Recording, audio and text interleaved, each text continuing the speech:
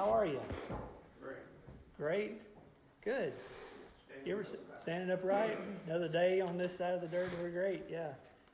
How many people would say they're tired? Okay, got some hands, all right.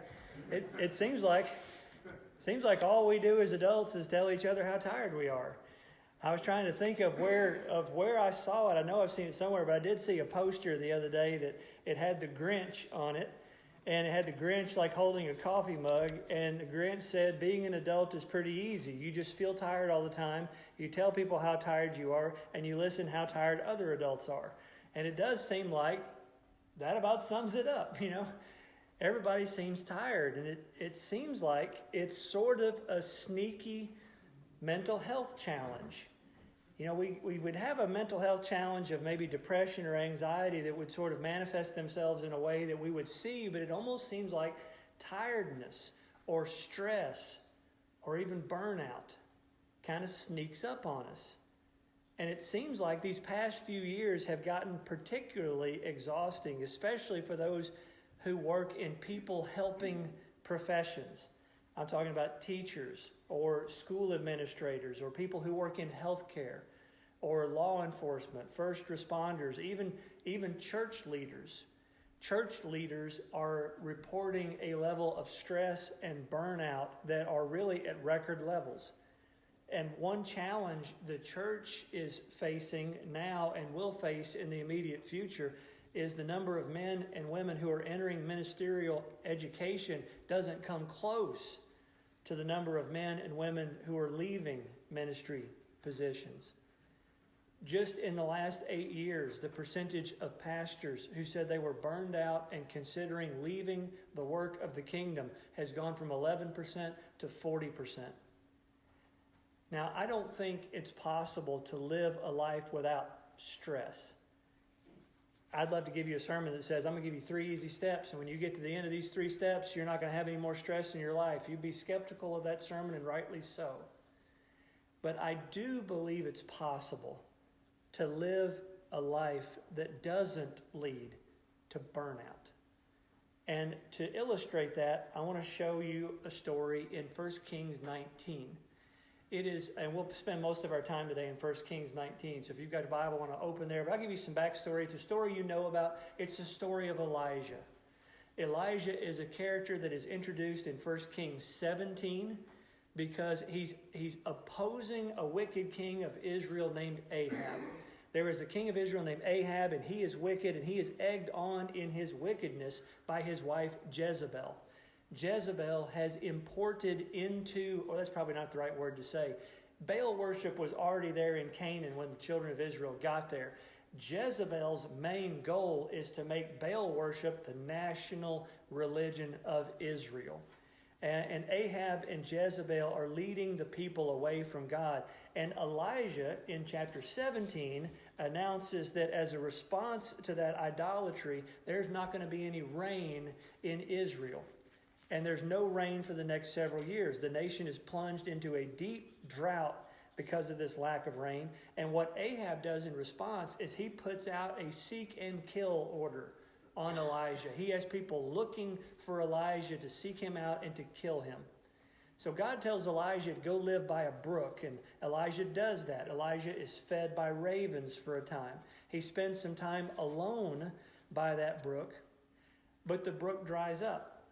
There's been no rain, the brook dries up, and God tells Elijah, I want you to go to the land of Sidon. Now, this is a pagan land. He's stepping outside of the promised land, and he goes to live in Sidon with a widow and her son for a time. And God manifests himself in a lot of ways, through a lot of miracles during that time. But the whole time that Elijah is in Sidon, Baal worship is still going strong in Israel. And for 3 years, he is away. But God says in chapter 18 of 1 Kings that it's time to call my people to make a decision. And so Elijah comes back to Israel and tells Ahab, I want you to meet me on Mount Carmel. This is a story we know. He says, bring all your Baal priests with you. We're going to have it out one time here on top of Mount Carmel. We're going to decide one time for all, who is God, either Baal or the God of Israel. And so they meet on Mount Carmel and they build 2 altars. And you know the story. The Baal priests get to go first. And they build their altar and they dance all day long asking Baal to send fire from heaven. And nothing happens. Elijah prays to God. Fire comes down from heaven. It consumes the sacrifice, the stone, the wood, even the water in the trench around it. The nation gathered there at Mount Carmel shouts out, "The Lord, He is God, the Lord, He is God." It is a humiliating defeat for Baal and for Ahab and Jezebel. And you would think that in the wake of that great moment, that Elijah would be celebratory in victory, that he would be on a spiritual high, that he would just be one of the greatest moments of his life. But what we really see in Scripture is we find a prophet who finds himself to be really tired, to be burned out. And I want to look at why. And so in 1 Kings 19, starting in verse 1, we read about Ahab and Jezebel's response to the confrontation at Mount Carmel, to their loss at Mount Carmel. It says, "Now Ahab told Jezebel everything Elijah had done, and how he had killed all the prophets with the sword. So Jezebel sent a messenger to Elijah to say, 'May the gods deal with me, be it ever so severely, by this time tomorrow, if I do not make your life like that of one of them.' Jezebel says, 'Elijah, you're a dead man. I'm going to find you, and I'm actually swearing against my gods that I'm going to get you before the day's out.'" Now, you would imagine that Elijah, who's just had this great victory, would just be like Keanu Reeves in The Matrix. He'd just be like, "Bring it on. I've just had this amazing victory. What have I got to be afraid of?" But I want you to see how Elijah reacts. In verse 3, it says Elijah was afraid and ran for his life. Well, I want to know more about that story. It says, when he came to Beersheba in Judah, he left his servant there, while he himself went a day's journey into the wilderness. He came to a broom bush, sat down under it, and prayed that he might die. I have had enough, Lord," he said. "Take my life. I am no better than my ancestors." And I read that and I think, how? How does a mighty man of God get to such a place? And oh, by the way, aren't you glad that God knows which of our prayers to not answer? And I just think about this. This is amazing to me. This is the first time that Elijah has ever asked God for something, and God responds with no. I mean, Elijah says, I'm requesting no rain. And God says, "Got it, no rain."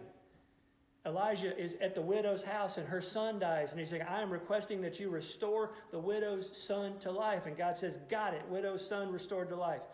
Elijah is on Mount Carmel and he requests fire. God says, "Got it, fire."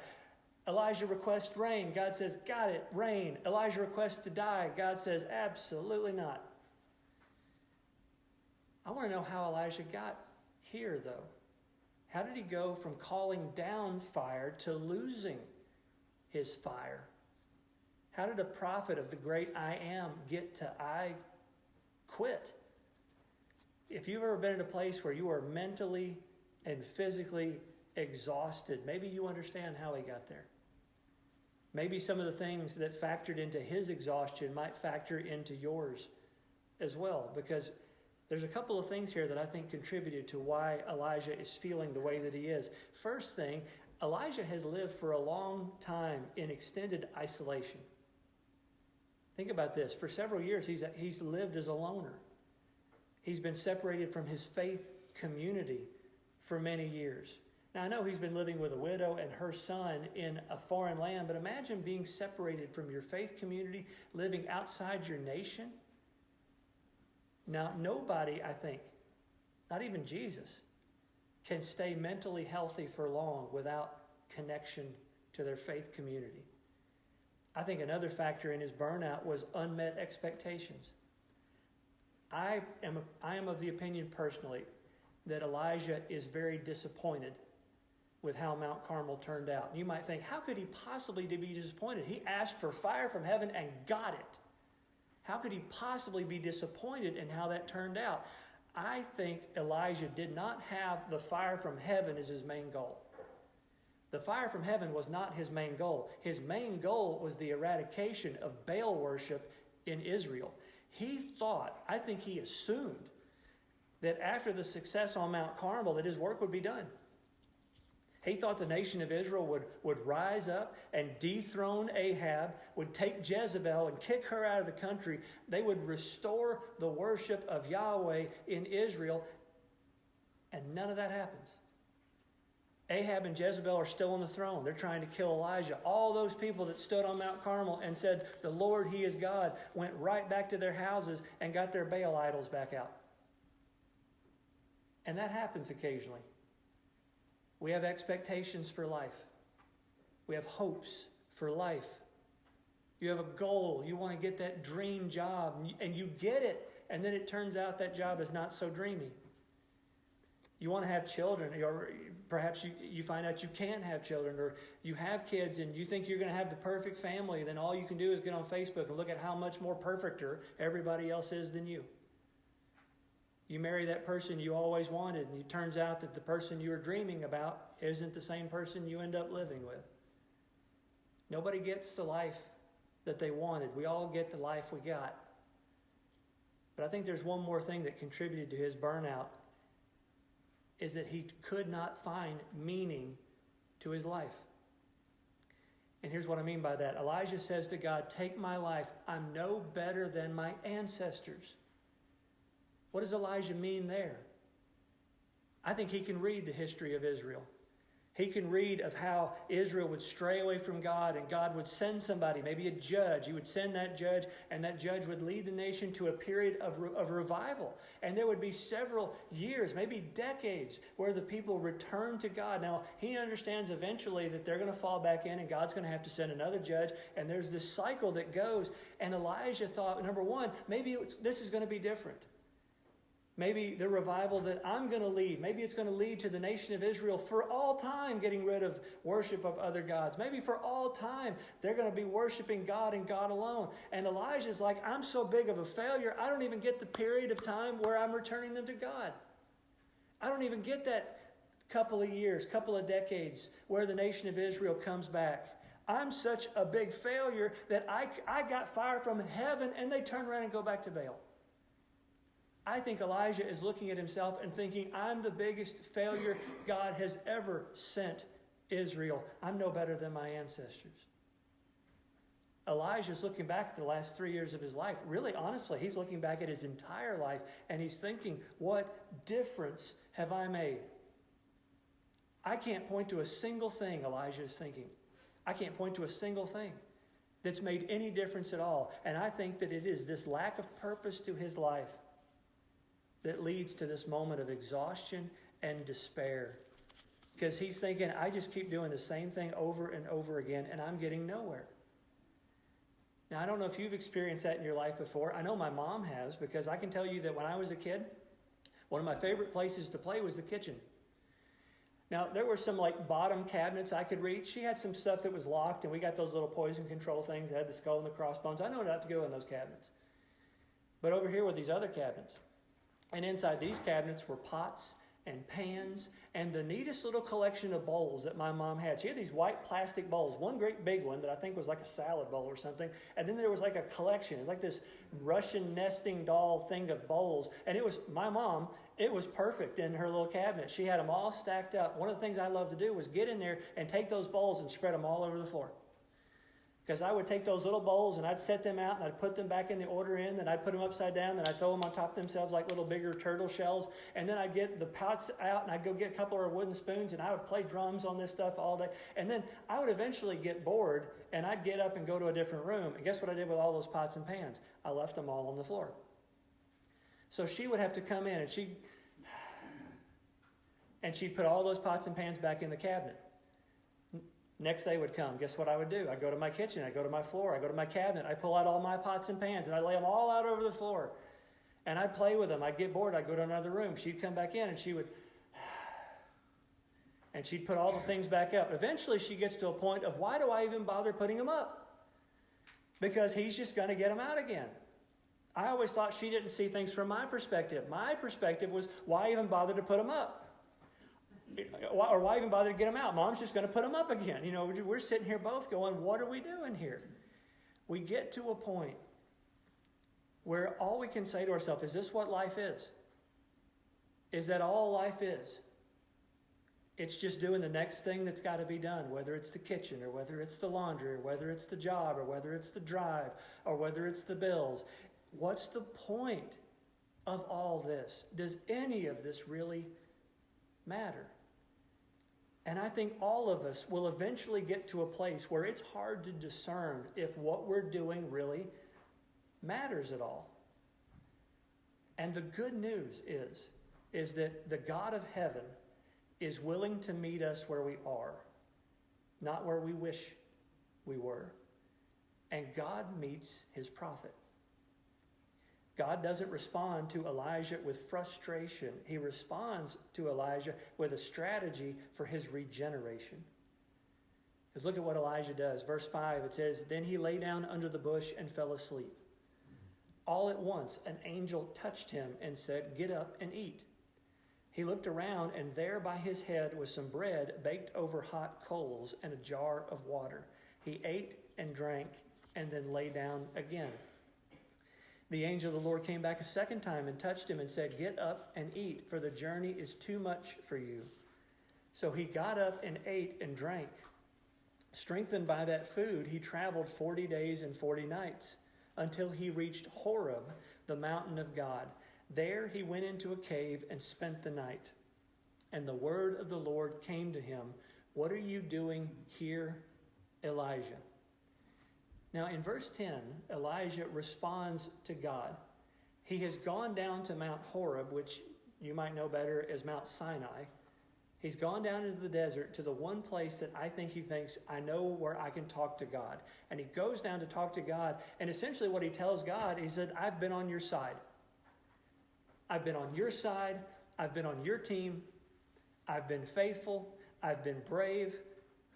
I've been willing to put up with raven food. I've been willing to put up with being alone. I've been willing to be exiled from my house.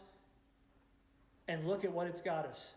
I want you to look, God, at how it has done no good whatsoever." Verse 10, he says, "The Israelites have rejected your covenant, torn down your altars, and put your prophets to death with the sword. I am the only one left, and now they're trying to kill me too." This is a frustrated, burned out prophet. How is God going to respond to this? In verse 11, we have this famous moment where God puts on a display. Verse 11, the Lord said, "Go out and stand on the mountain in the presence of the Lord, for the Lord is about to pass by." Then a great and powerful wind tore the mountains apart and shattered the rocks before the Lord. But the Lord was not in the wind. After the wind, there was an earthquake, but the Lord was not in the earthquake. After the earthquake came a fire, but the Lord was not in the fire. And after the fire came a gentle whisper. When Elijah heard it, he pulled his cloak over his face and went out and stood at the mouth of the cave. Then a voice said to him, "What are you doing here, Elijah?" Now, to me, this is one of those moments in Scripture where I think there might be a little humor here. Because Elijah is on Mount Horeb. He's on Mount Sinai. He's burned out. He's stressed. He's alone in this cave. And God is outside putting on these massive, impressive shows of force outside the cave. First is this great and powerful wind. I can't help in my imagination imagining a hurricane. Just it comes in, and it comes in not slowly. I bet it comes in pretty quick, and it's just impressive. In my imagination, Elijah is just laying on this rock, staring at the ceiling of this cave, not moving. He knows God better than this. He knows God's not in this wind. God's causing it. It's very impressive. But I think what is going through Elijah's mind right now is that this is not God. This is not how he wants to communicate with me. And he just stays in the cave. Then comes this big earthquake. And Elijah, again, is unimpressed. He stays inside the cave.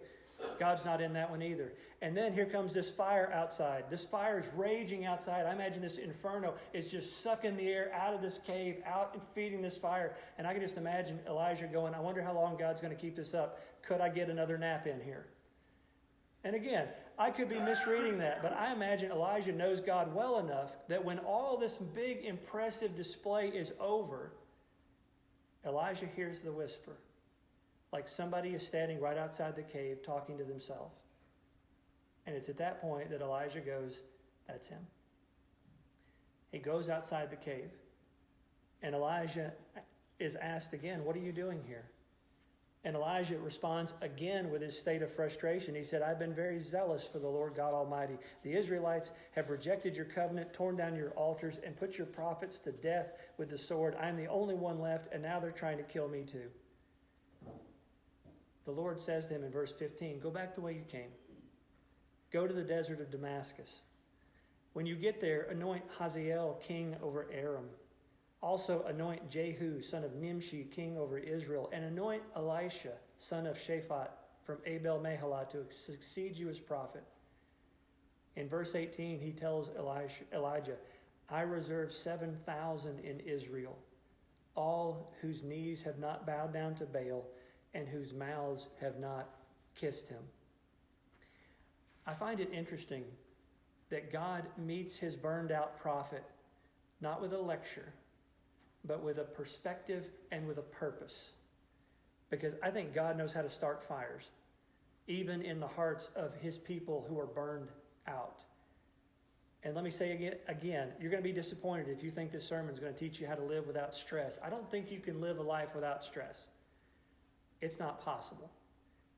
But I think it is possible to live a stressful life without getting burned out. And if that's where you are right now, you're just mentally exhausted, I think there's some wisdom today from the way God deals with Elijah that could bless you.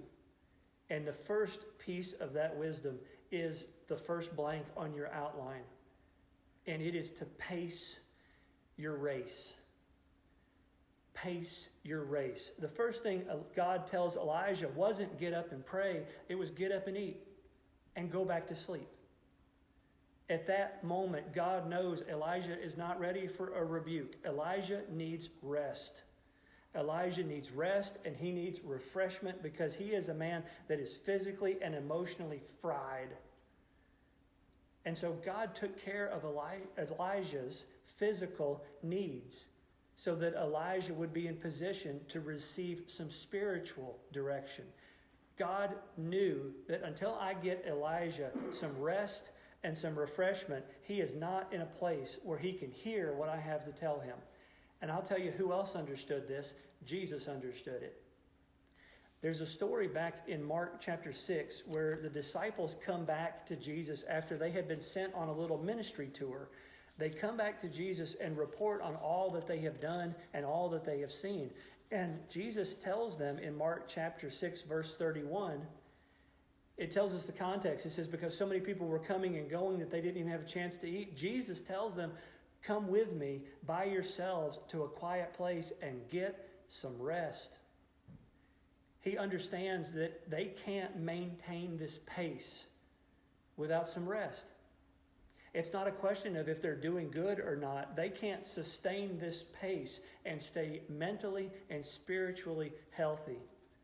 Because one of the things that I have learned in my study, one of the things I've learned in my experience, is you can't break apart your physical health and your mental health. They affect each other. Simply not getting enough sleep is keeping your body from regenerating and replacing the serotonin that your brain needs for your mental well-being. And I think there's a reason for why there is such a surge in mental health challenges in the world right now. And it's partly because we're telling our bodies that they have to adapt to this abnormal way of living that we're trying to keep up. We're asking our bodies that God designed, we're asking our bodies to live in a way that God never intended for them to live, and our bodies are rebelling against us. We have accepted as normal a way of doing life that is toxic to our bodies and toxic to our soul, and the number one way that that's manifested is in our mental health. And nothing's going to change until the important becomes more important than the urgent. I'm going to say that one more time. Nothing is going to change in your life until the important becomes more important than the urgent. Because we have a tendency to make the urgent the most important thing, and sometimes it's not. The most important thing is that you take a nap. Most important thing is that you eat. The most important thing is that you are rested enough to face what you've got to face. And for the sake of our spiritual and mental health, there's some times where we need to make some countercultural choices, like getting more sleep, like eating better, like getting off the screens as much as we can. I'm preaching to myself here. To get outside and enjoy God's creation, to spend more time with people, and to make space every week in your life for a Sabbath rest. Sabbath is about resting and being with God. It's not just about, a Saturday. It is about taking time away and spending time at peace with God. Because when you pace your race, what you're doing is you're making space for God to whisper into your life. Elijah knew that God wasn't in the hurricane. He knew he wasn't in the earthquake. He knew he wasn't in the fire because he knows God. He knows God's not going to scream to get your attention. God is going to wait until you get quiet and you be still. Because he knows that when you're burned out, even the most impressive displays of his powers aren't very effective attention getters. God is going to wait for you to slow down so he can whisper to you. You need to pace your race. A second thing is you've got to make community a priority. That's the second blank on your outline. You've got to make community a priority. I think Elijah's burnout was fostered by two false assumptions that he had. False assumption number one is that I'm all alone. False assumption number two is I've got to do it all alone. He said, I'm the only one left. And God said, actually, I've got 7,000 people in Israel that are just as dedicated to me as you are. Because I think God has never one time ever created a single human being with the ability to be completely self-sufficient. And I think it's important that Elijah would spend the rest of his life in community. He's going to spend the rest of his life in Israel. He's going to spend the rest of his life with an apprentice. God tells Elijah, you go find Elisha and you spend the rest of your life with him. This is how Jesus lived. If there ever was a person that God created that was able to stand and say, I can stay spiritually and mentally healthy with just God alone, it would have been Jesus of Nazareth. But he deliberately chose community. He deliberately chose to surround himself with people. You think about this. Jesus even allowed someone to help him carry his cross. If there was ever a time where Jesus is like, it's really important that I do this on my own, he allowed somebody to step in there and help him carry it. Maybe that's what Paul is meaning in Galatians when he says, share each other's burdens. And in this way, obey the law of Christ. Sometimes it's not just a be willing to take on the burden of somebody else. It's be willing to let somebody else take yours too. Elijah is coming out of that cave going, I'm the only one left and I've got to do it all myself. And God's answer to him says, no and no. You are not the only one, and I'm going to show you the help that you're going to have the rest of your life. We have got to stop settling for artificial communities because they're not working. And this is what I mean by this. And I may step on some toes here, and I'm sorry about that. You may say, I've got a community because I've got 500 friends on Facebook. Honestly, you've got 500 people that you have their information. How many friends are really there? Because a post is never going to replace a presence. I came across this story back in February of this year at Vanderbilt University. There was a group of deans that sent an email to the entire student body. And the reason for that is because there had just been a mass shooting at Michigan State University. And the deans at Vanderbilt wanted to send an email to the entire campus. This is an email that stressed the value of community, that stressed the value of looking after one another and caring for each other. However, students were outraged to learn that the deans who sent the email had used artificial intelligence software to write the email. They had gone to ChatGPT and told ChatGPT, write an email that would console people after a school shooting.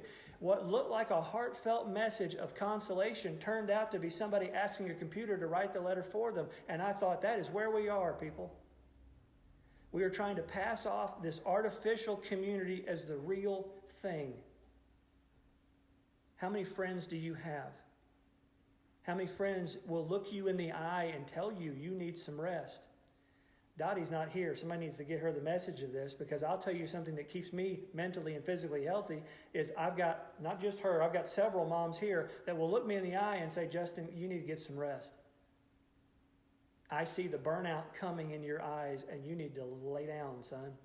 You need to get something to eat. Because God never intended you to be the only person who ever takes care of you.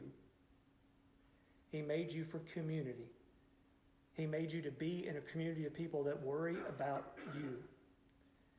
And one thing that will help you if you struggle with burnout is to remember that it's not all up to you. This is the third blank on your outline. The first two were pace your race. Make community a priority, but here's the last one. Let God own the throne. Let God own his throne. You may very well be a recovering controlaholic. I know I am.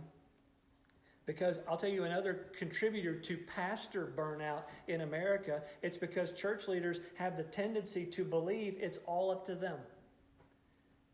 We have the responsibility to fix everything, and it's all up to us. Everything that's wrong is fixable if I just work hard enough and plan well enough. If I do that, then people and circumstances are going to turn out exactly the way I want, and that is an exhausting way to live. Because the universe consistently refuses to recognize my sovereignty. Like Elijah, I have to find that place where God gets bigger and I get smaller. Some of us wear ourselves out trying to do God's job. And I can tell you what, as a recovering controlaholic, I can tell you what keeps me exhausted, and it's people. The people in my life just will not do the things that I want them to do. How many of you in your life can admit that right now you're fried in your brain because there is somebody in your life that you love dearly who just will not do what you want them to do? That there is somebody in your life that you're just constantly worried about what is going to happen because they're not doing what you want them to do. And here's what I've learned. I'm susceptible to burnout as long as I make controlling outcomes my job. I don't own a throne. I cannot control outcomes. All I can control is my input. All I can control is my decision each day to try to love God and love my neighbor. That's all I can control. And honestly, it's all God ever asks of any of us. Sometimes the best thing for your stress and your burnout is to remind yourself that it's not your throne. It's not your job. Your job is to love God and love people and let God be God. God tells Elijah, get back to work. Get back to doing what I told you to do. Go find Elisha and love him. Teach him to love other people. Elijah is going to spend the rest of his life in a school for prophets, and he's going to tell those prophets, here's what you do, is you love God and you love people. But there's still Baal worship out there. You love God and you love people. Jezebel's still on the throne. You love God, you love people. I don't know what direction America's going to take. You love God and you love people. That's all God's ever asked of you. That's all he ever will ask of you. And at the end of the day, if you've loved God and you love people, go to bed. Get some rest. Get something to eat before you, something healthy. Eat a salad. We're going to stand and we're going to sing. If there's anything that we can do to come alongside you, to help you through whatever struggle that you have, we're almost done with this series of mental health, and I think one more sermon is going to get us, but I don't think one more sermon is going to fix everything. This is going to be a perpetual thing that we do as a body of believers who love each other. And there is something powerful about a body of believers that come together and invite the Holy Spirit to join them. And that's all I want to do here, is to tell you that we're here with you. We're not going anywhere, and you are not alone. And what we're going to do is together, we're going to invite the Spirit's presence to help us love God and love people. So if you have any need in your life, please make it known. Come forward. Let's stand and let's sing.